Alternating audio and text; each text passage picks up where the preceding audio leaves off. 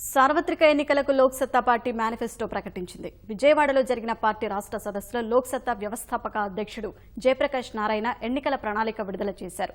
ఉచితాలు ఇస్తే ప్రజల జీవితాలు మెరుగుపడవని జేపీ స్పష్టం చేశారు. వాటికి ఓ పరిమితి ఉండాలని అభిప్రాయపడ్డారు. ఇలాంటి ప్రక్రియకు తమ పార్టీ విరుద్ధమని చెప్పారు. విద్య, వైద్యం, మౌలిక సదుపాయాలు, ఉపాధిపై ఖర్చు చేస్తే అభివృద్ధి సాధ్యమవుతుందని స్పష్టం చేశారు. ఉద్యమ పార్టీగా ప్రజల ముందు తమ అజెండాను ప్రవేశపెట్టామన్న జేపీ ఎన్నికల్లో పోటీ చేసేది లేనిది వచ్చే వారం నిర్ధారిస్తామన్నారు. దేశ ఐక్యత దెబ్బతినకుండా రాష్ట్రాల అధికారాలు ఇవ్వాలని, స్థానిక అంశాల్లో కేంద్రం నిర్ణయం చేయక్కర్లేదన్నారు. తెలుగు రాష్ట్రాల్లో జరుగుతోంది ఎలక్షన్ కాదని, యాక్షన్ కలెక్షన్ మాత్రమే అని జేపీ ఆక్షేపించారు.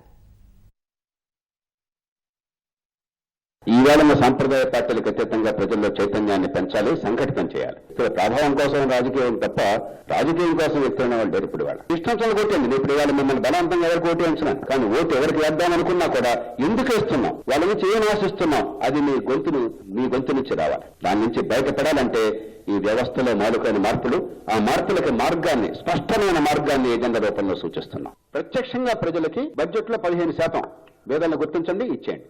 కరెక్ట్ గా అందే ఏర్పాటు చేయండి. ఈ చిల్లర మల్లర వల్ల అటు ప్రజలకు ఫలితమూ ఉండట్లేదు, అవినీతి ఉంటుంది.